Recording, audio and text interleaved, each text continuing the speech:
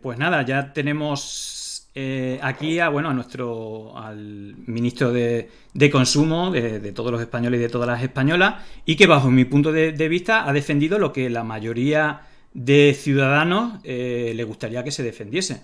Así que bueno, lo primero, darte la bienvenida. Alberto, ¿cómo estás llevando estos días de ajetreo? ¿Qué tal? Muy buenas tardes. Muchas gracias por la invitación. Es un placer poder estar aquí. Y nada, la verdad que, bueno, pues con el ánimo y la energía que procede en estos momentos que evidentemente ocupan bastante atención mediática y desde luego también pues ocupan bastante energía. Pero bien, bien, estamos bien.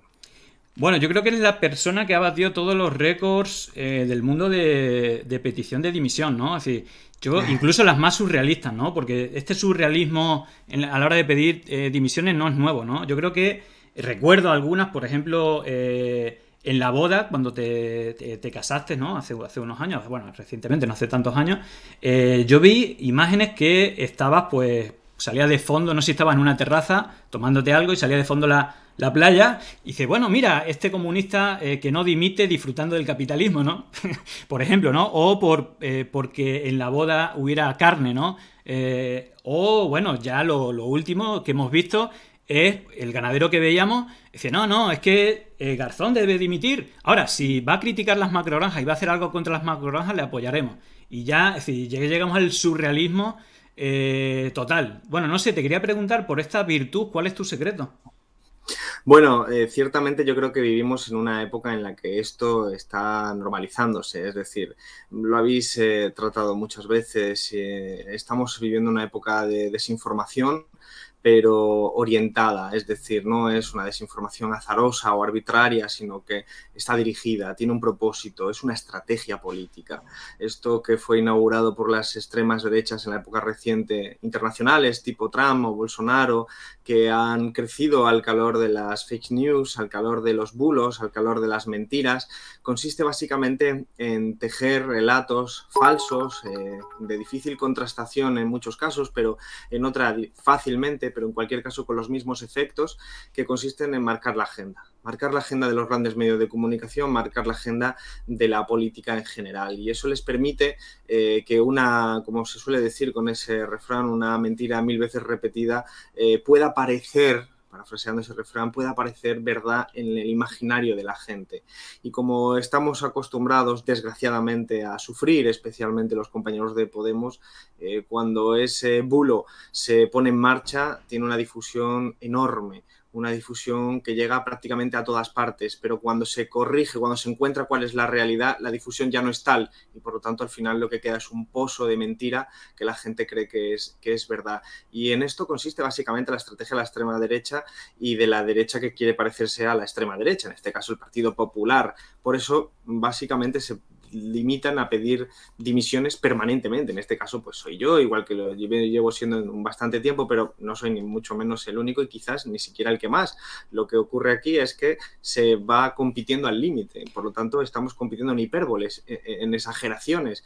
Lo vemos con el discurso político, lo vemos con los conceptos gruesos, gobierno traidor, gobierno ilegítimo, gobierno criminal. Entonces, al final van compitiendo en exageraciones porque creen que eso es lo que genera la posibilidad de difundirse con más facilidad. Por lo tanto, la petición de dimisión yo la integraría dentro de una estrategia muy preconcebida, muy dirigida.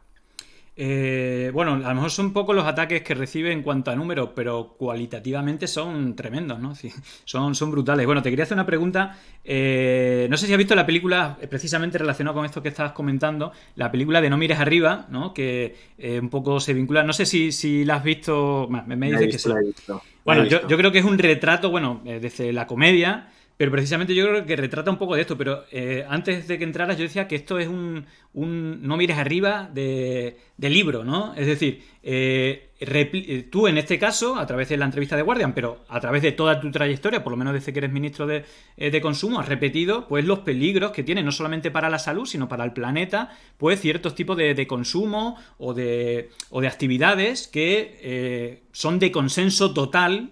¿Vale? No sé qué porcentaje podría estar fuera de este consenso, en el cual pues hay que hacer ciertas reducciones o tener ciertos controles. Y en la película, a la chica, la científica que descubre este meteorito, en cuanto dice eso, no sé, creo, no sé, hubo varias escenas, pero creo que le ponen un saco en la cabeza, la sacan, dice, no sé si la llevan a un búnker o algo así para que desaparezca, y en redes empiezan a hacer una campaña de ridiculización hacia ella. No sé si te has sentido un poco identificado con ese personaje de la película.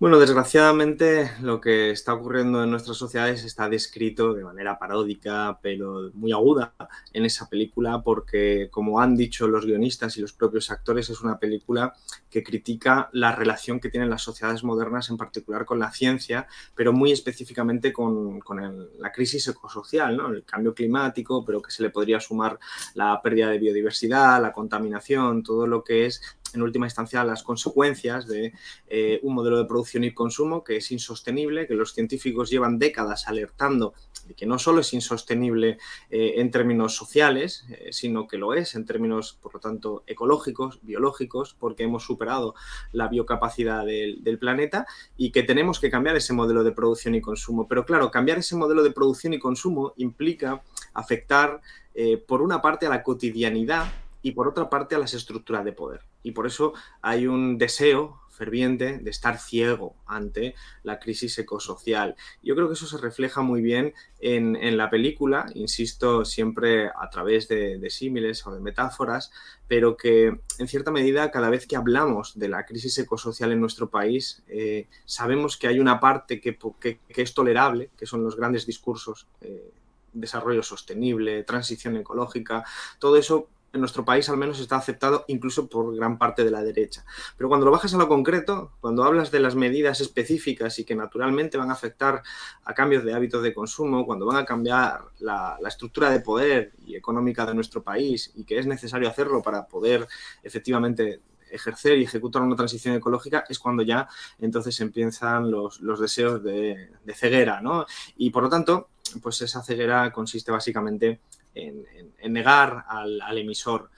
Estamos viendo una deriva muy peligrosa del Partido Popular hacia el negacionismo climático. Ayer mismo el candidato de las macrogranjas, Mañueco, decía que no existían las macrogranjas, pero al mismo tiempo lo que estamos viendo es bueno, pues una forma de caricaturizar a la ciencia, y quizás la mejor expresión de eso es entender que lo que yo he dicho no ha sido nunca polémica cuando lo han dicho los científicos. Quizás porque, desgraciadamente, pues no tenían el altavoz que tiene un ministro del gobierno. Y, sin embargo, lo que yo he dicho no es innovador, ni ahora, ni desde que soy ministro de Consumo.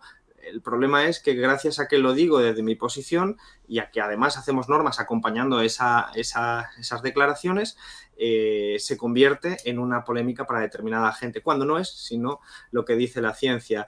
Entonces sí que tenemos un reflejo muy claro de quienes, bueno, no necesariamente para ser negacionista climático hace falta decir que el cambio climático no existe. Pues puedes decir que el cambio climático existe, pero si no haces nada, para mí también eres un negacionista climático. Claro. Bueno, el motivo que me puse en contacto contigo es cuando vi que mencionaste el hilo. Bueno, hice luego varios, pero en ese hilo fue el retrato del tercer día. Pero yo recuerdo, incluso antes de empezar a hacer el hilo, que yo ya te escuché a ti el diagnóstico, ¿no? Te llegué a escuchar cuál era el origen, que lo había difundido, etcétera, incluso antes de lanzarlo. Pero te quería preguntar en qué momento fuiste consciente de que estabas recibiendo un ataque de desinformación. Es decir, ¿cuál fue tu chivato y cuál fue lo que a ti te llamó la atención y dices, oye, esto viene fuerte y viene por aquí? Bueno, probablemente porque la experiencia ya nos ha otorgado una especie de anticuerpos en forma de intuición de cómo funcionan las cosas. Cuando el 3 de enero, bastantes días después de la entrevista, hay que decir que es una entrevista que se realiza el 14 de diciembre, se publica el 26 de diciembre, el día después de Navidad. La lee muchísima gente porque así están las visitas, pero pasa desapercibida en cuanto a grandes titulares. Además, no se dice en esa entrevista nada que no se haya dicho previamente. Es una entrevista que está preparada para que el público inglés pueda entender lo que estamos haciendo. Por lo tanto, no hay ninguna novedad, no hay ninguna noticia en el sentido mayúsculo de la palabra. Y cuando el 3 de enero, días más tarde, aparece el candidato del Partido Popular en Castilla y León, el señor Mañueco, que acaba de provocar las elecciones sacrificando a su socio de manera desleal y adelantándose a lo que parece ser que podrían ser noticias judiciales que afectan a su partido y adelantando, por lo tanto, las elecciones, cuando veo que lo que hace es publicar un tuit totalmente malicioso, totalmente tergiversado del origen de la noticia, pero sobre todo que lo que hace es enlazar a una página web de la industria cárnica, porque yo no la conocía, pero en el momento en el que entro voy a ver quiénes somos y empiezas a investigar y te das cuenta de que es del lobby cárnico y que lo que están haciendo es torcer mis declaraciones en las que yo decía que la ganadería extensiva, social y familiar era sostenible y era necesario protegerla, e incluso decía en Castilla y León, que es una de las regiones donde eso se caracteriza, claro, pero que además la amenaza de ese modelo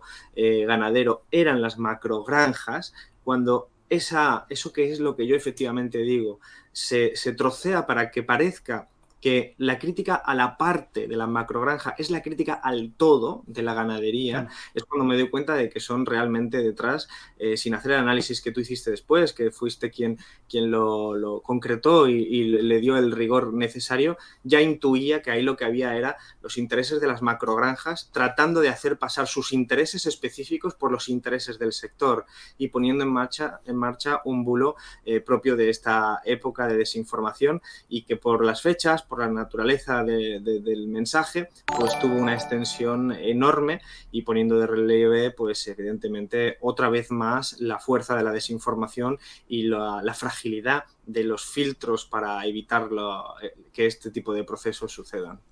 Bueno, hay diferentes teorías, digamos, el timing yo creo que es importante. Ahí hago un repaso. De hecho, el lunes que estuvimos analizando todo, vimos la gráfica de cómo fue la evolución de la conversación. El día 3 se lanza tanto un bulo que hubo contra Irene Montero por una pregunta de alguien que era diputado de Ciudadanos, que se fue y empezó a ser diputado es decir, se cambió de partido a un programa, bueno, al canal de Negre Estado de Alarma, que es colaborador y hace como un artefacto de hacer preguntas, bueno, lanzando bulos para que sea un artefacto comunicativo. Y también el día 3 se hace la publicación en esta web de Empresas Cárnicas con el título ad hoc y, digamos, el día 4 explota. Precisamente el día 3 a la tarde sale un caso de corrupción de Zaplana, que luego el día 4 se amplía, donde se descubren 16 millones de euros blanqueados por 4 empresas de los testaferros de Zaplana, y esto ya sí se sabía, y sale en público los datos de empleo y de bajada de paro del mes de diciembre y por lo tanto de todo el año, batiéndose el récord del año 2021. Esa sincronización y luego viendo la gráfica cómo tiene un gran pico lo del paro y luego desaparece, se entierra y bueno, Garzón empieza a subir sin la palabra macrogranja empieza a aparecer 2 días después, que por lo que yo creo que cambia la cosa. Pero luego también está que las primeras cuentas que empiezan a difundir esa web ad hoc de Empresas Cárnicas con el titular son cuentas del PP, de Castilla y León, también alguna de Vox, pero principalmente de ahí. Luego ya el día 4 se expande a todo el país. ¿Cuál crees tú que es la teoría? ¿O es un totum revolutum? Es decir, ¿apuestas más por una, apuestas por la otra? ¿O bueno, o todas, en la suma de todas? Es difícil saberlo. De momento partimos de lo que es la descripción que tú acabas de hacer con acierto. Coinciden en el tiempo. Y esa coincidencia es difícil saber si existe además causalidad, si una cosa lleva a la otra.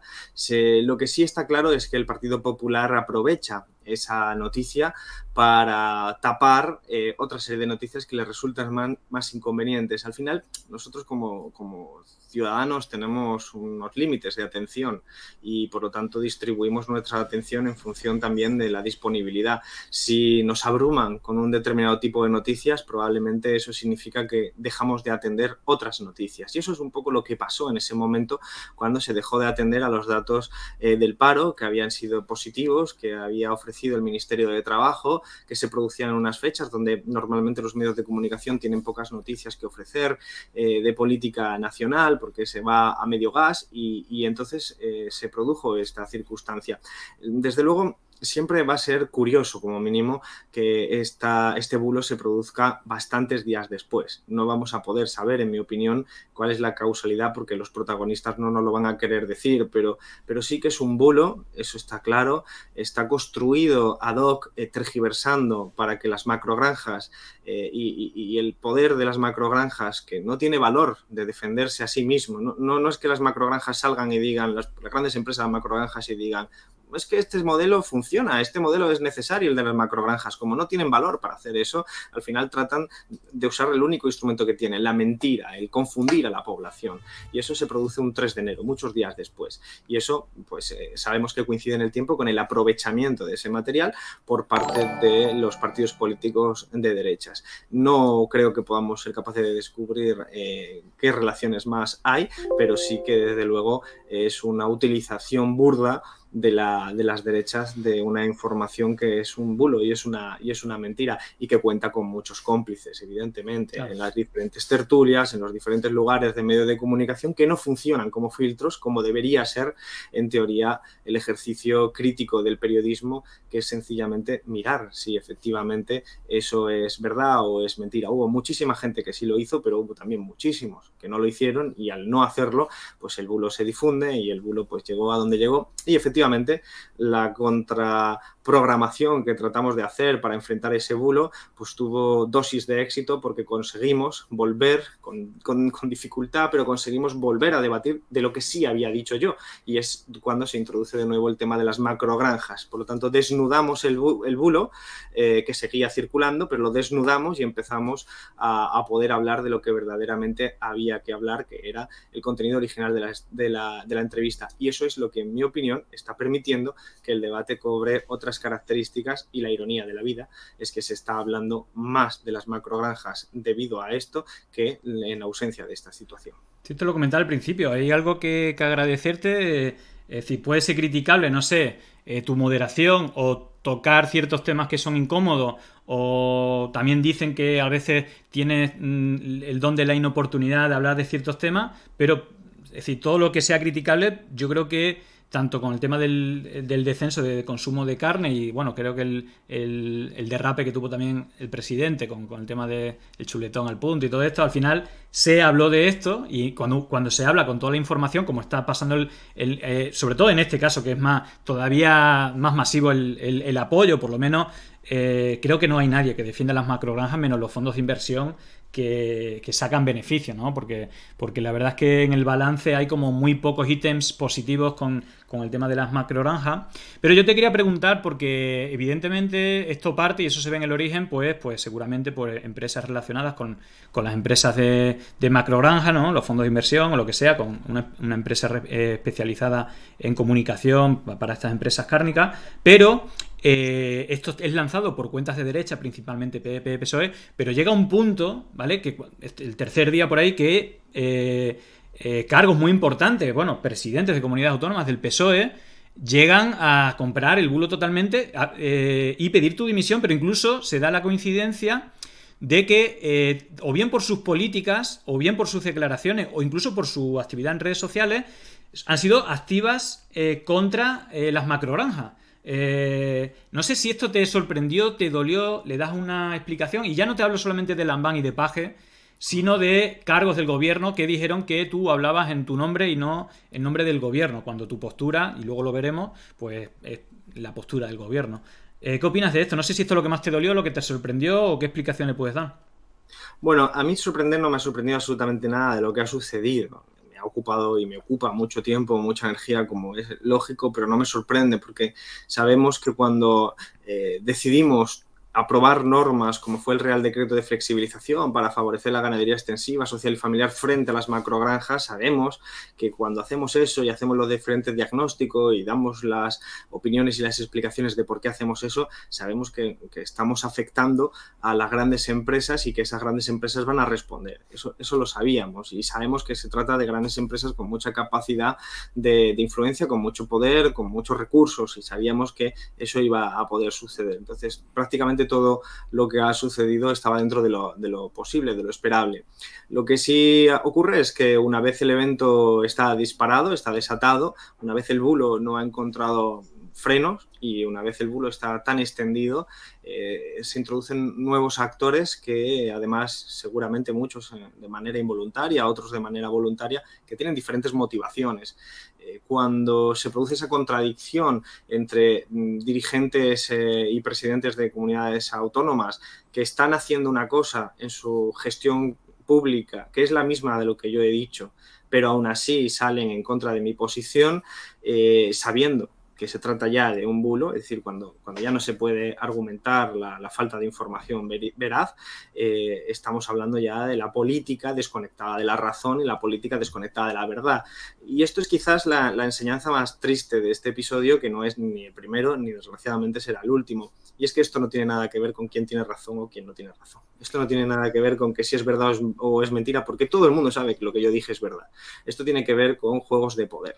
Esto tiene que ver con que esa gente que salió a dispararme, aunque hacía lo mismo en sus territorios, siempre fue casualmente la misma que estuvo en contra del gobierno de coalición y por lo tanto encontraron allí una oportunidad política para sumar a su tesis de que el gobierno de coalición no debería seguir. Entonces, igual que la derecha, pues sabiendo, porque la derecha no es ignorante, la derecha sabía que era un bulo, lo utiliza a su propio beneficio y lo sigue utilizando incluso sabiendo que sigue siendo un bulo y que es mentira, pero les parece oportuno. Es esa desconexión con la verdad, con la razón, incluso diría con la moral. Es sencillamente un ejercicio para intentar desgastar y atacar al gobierno de coalición. Tan simple como eso, la política con minúsculas. Sí, bueno, también vimos que incluso el presidente del gobierno dio una entrevista en la cual se habló del asunto, creo que fue en la cadena SER, y no llegó a nombrar en ningún momento el tema de... Bueno, habló que fue lamentable el episodio, etcétera. Entonces yo te voy a poner un vídeo, no sé si lo vas a poder ver, pero seguro lo conoces, un vídeo de Pedro Sánchez del 2019.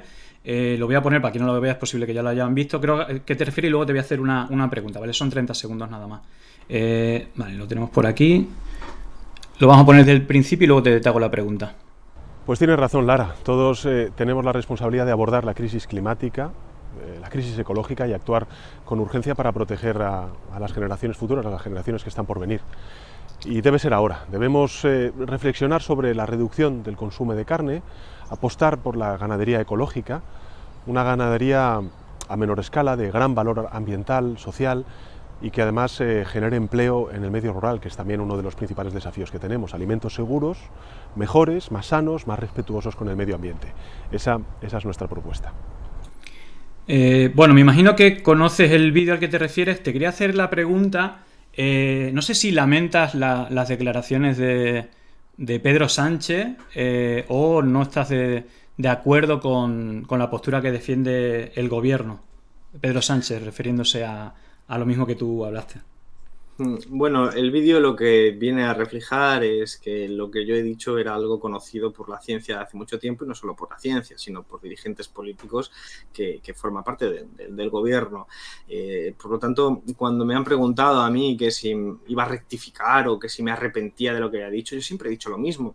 He dicho, es que yo estoy absolutamente convencido de lo que estamos haciendo. Yo estoy absolutamente convencido de que debemos tener el valor de traducir la ciencia, la evidencia científica en políticas públicas y por lo tanto hay que llevarlo al debate público y hay que convertirlo en normas. Y esto es la posición además de la Comisión Europea, de las instituciones europeas en general. Es lo que aparece en los documentos estratégicos del gobierno, en la estrategia España 2050, es coherente con los objetivos de la Agenda 2030, es algo que ya se había dicho antes, como acabáis de escuchar, y por lo tanto yo estoy tranquilo con esa posición, porque además creo firmemente en ello. Creo que vivimos una crisis ecosocial, vinculándolo con lo que me preguntabas antes de la película, que tenemos que abordar, que tenemos que ser valientes y que quizás no hay mayor convicción que esa, ¿no? La de hacer cosas para que el mundo que le quede a nuestras hijas sea habitable. No hay mayor convicción ni mayor fuerza para actuar que esa misma. Entonces, a partir de ahí, las declaraciones que haga la gente a lo largo de esta polémica, pues para mí tienen un valor distinto. Para mí lo importante es, y por lo que yo rindo cuenta, es mi propio trabajo. Por eso cuando me han preguntado, yo he dicho, seguimos hacia adelante y aquí continuaremos y además aprovechamos el espacio público para seguir haciendo pedagogía y explicando lo que estamos haciendo desde el Ministerio y desde el Gobierno. Sí, digamos que si hay algo que reconocerte, yo creo que aquí yo podría estar de acuerdo todo el mundo, hasta la gente de Vox, que si hay algo que has demostrado en bueno, en estos días, ¿no? Que yo creo que la presión ha sido bastante grande, es que bueno, has sido totalmente firme. Si tienes una buena rodilla, no te han temblado en ningún momento, y a pesar bueno, es que yo creo que ha pedido dimisión o te ha criticado por lo menos en una parte del tiempo, prácticamente menos la gente más cercana de Unidas Podemos y algunos medios, ¿no? Que también hay que reconocer el valor, ¿no? Varios medios que entre todos se ha ido sumando una bola, la gente ha ido conociendo se ha ido, bueno, creo que sumando una reacción contraria, incluso te diría de indignación al ver un poco el papelón que han hecho cada uno. Y precisamente ponía antes de que entraras, Alberto, ponía una encuesta que se sumaron más de 8.000 personas en televisión española, que le hicieron en directo para ver quién defendía tu postura. Y el resultado fue que más de un 68% apoyaba tu postura. Entonces, claro, sorprendía como una postura que al final está defendiendo como solamente Unidas Podemos y tenía más de un 68% de apoyo por menos de un 32% en la que estaba PP, PSOE, Ciudadanos y Vox. En realidad no es tan así, porque en realidad todo el mundo está en contra de las macrogranjas, pero es como esto... no sé si te da un halo de esperanza a que la verdad, es decir, el ser firme y defender la verdad y las convicciones que uno tiene a pesar de las presiones, a la larga, digamos, nos da esperanza ante estas estrategias de desinformación. Bueno, nos da esperanza porque hay que enfrentarlas, hay que enfrentarlas. No podemos caer en el marco del adversario de la democracia, del adversario de los debates razonados. Si el marco hubiera sido el del bulo, que era la ganadería frente al gobierno, la ganadería frente a Garzón, probablemente la mayor parte de la población estaría del lado de la ganadería. Esto es así, por eso se difunde el bulo. Pero es un bulo, porque eso que argumentan no lo dije yo en ningún momento, ni lo ha dicho nadie realmente. Entonces, cuando desnudamos, cuando deshacemos ese bulo y vemos lo que hay de fondo, y el marco es las macrogranjas frente a la ganadería extensiva, social y familiar, pero también frente al propio planeta y frente a las sociedades del mundo rural que se están enfrentando, entonces es cuando el campo político se distribuye de otra manera y cuando encontramos que la mayor parte de la población apoya la posición que nosotros estamos teniendo. Pero ¿cómo pasas de un marco a otro? Pues eso es lo que disputas desde el momento en el que el bulo está circulando. Y ahí depende de la actuación de determinados actores que con valentía son capaces de enfrentarse a ese tsunami de mentiras y de bulos y de desinformación. Y ha habido muchos que han hecho ese ejercicio periodístico y hay muchos que han sabido salir adelante. A mí he hecho lo que me correspondía, es decir, en política y sobre todo cuando estamos aquí en primera línea, tienes que decir la verdad, tienes que enfrentarte a determinados poderes y en el momento en el que doblas la rodilla, en el momento en el que te dejas atrapar por cualquier dinámica y que no es difícil caer en esas dinámicas porque tienes una gran responsabilidad y siempre te pueden temblar las piernas, estás perdido. Porque nosotros estamos aquí de manera contingente para llevar a cabo una serie de programas, de principios, una serie de políticas públicas y eso nosotros en el Ministerio de Consumo lo tenemos claro porque además nuestros interlocutores, como decía antes, son grandes empresas que se oponen normalmente a los procesos de transformación, no por maldad, sino porque sus intereses económicos están en juego.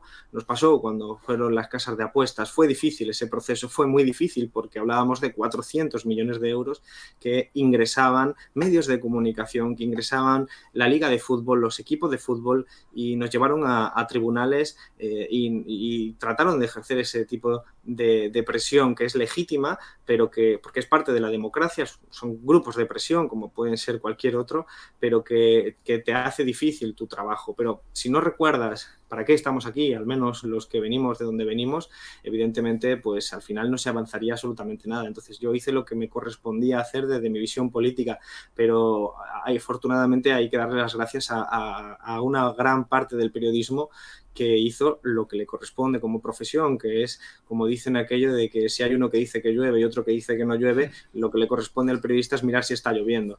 Desgraciadamente también hubo periodistas que no miraron a ver si llovía, simplemente se dedicaron a trasladar el bulo a otras esferas, haciendo más difícil la democracia en nuestro país. Se nos acaba el tiempo porque tenemos un compromiso y tú tienes otros familiares que tienes que cumplir, pero no me gustaría que nos fuéramos sin hacerte mención que, por ejemplo, el Partido Popular, digamos, ahora ya en proceso electoral, digamos, lo que sale en el telediario es el portavoz del Partido Popular con ciertas vacas de ganadería extensiva, ¿no? Con pequeñas, si no van a las macrogranjas a hacer campañas, sino que van ahí a hacerse la foto.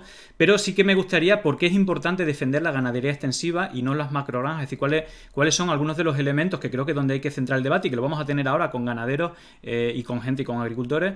Y precisamente hay una ley que yo creo que Unidas Podemos, también el PSOE, pero Unidas Podemos ha hecho mucho peso, que es la ley de cadena alimentaria, por la cual agricultores y ganaderos se movilizaron porque esta gran industria lo que hace es tener un precio que no es, decir, que donde no pueden ser competitivos y donde quedan fuera de mercado estos pequeños productores ganaderos y que PP y Vox ha votado en contra, ha votado en contra de esos pequeños productores. ¿Por qué la ganadería extensiva es positiva para el arraigo en el mundo rural y por qué digamos que las macrogranjas son negativas? ¿Cuáles son los elementos más negativos? Pues el elemento diferencial entre lo que podríamos llamar ganadería extensiva, social y familiar frente al modelo de las macrogranjas, que es el modelo de máxima exponencial, la visión más extrema de un modelo industrial, es que este segundo modelo, el modelo de las macrogranjas, es un modelo que se basa en una producción masiva, una producción rápida y una producción lo más barata posible. Para eso utiliza una serie de inputs, como puede ser el pienso para alimentarlos, o los medicamentos, antibióticos, que están todos destinados para que ese sistema funcione de la manera más rentable posible. Eso tiene una serie de costes ecológicos importantes en lo que es la cadena de valor de producción, porque frente a la extensiva, que tiene en el modelo ecológico, por ejemplo, tiene sus pastos y las vacas o cualquier otro tipo de ganado, digamos, se alimenta de ahí. En el otro, pues tienes un proceso mucho más largo, donde tienes que importar el pienso, donde son piensos que se utilizan para un engorde más rápido, y todo eso pues son emisiones de gases de efecto invernadero, una serie de costes ecológicos. Pero además, lo que tenemos es que este modelo industrial no genera puestos de trabajo y, sobre todo, desplaza la ganadería social, familiar y extensiva. ¿Por qué?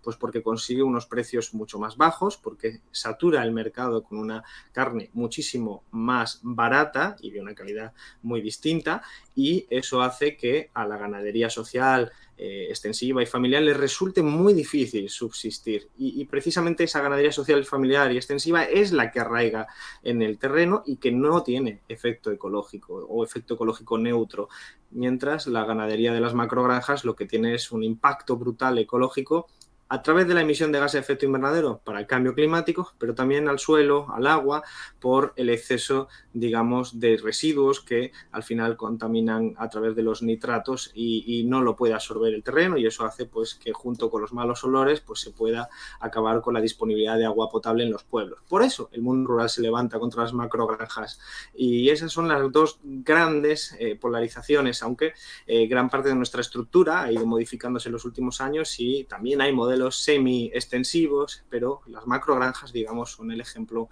más claro de un modelo que es absolutamente insostenible desde el punto de vista medioambiental. Bueno, Alberto, sé que tienes un compromiso familiar, tienes que hacerte cargo del cuidado de tus hijas, así que te agradezco muchísimo tu presencia aquí. Creo que es de interés total, creo que se ha abierto un debate súper sano y que creo que lo has hecho, lo has liderado bastante bien, has sido firme en tus convicciones y bueno, la verdad debe de vencer. Entonces hemos hecho una encuesta donde le echan la culpa a los medios de comunicación, pero bueno, no te entretengo más, que tienes tus responsabilidades familiares. Muchísimas gracias y bueno, suerte en lo que queda, que los golpes todavía no han acabado. Muchísimas gracias, seguimos peleando. Muchísimas gracias, de verdad. Chao, Alberto, chao.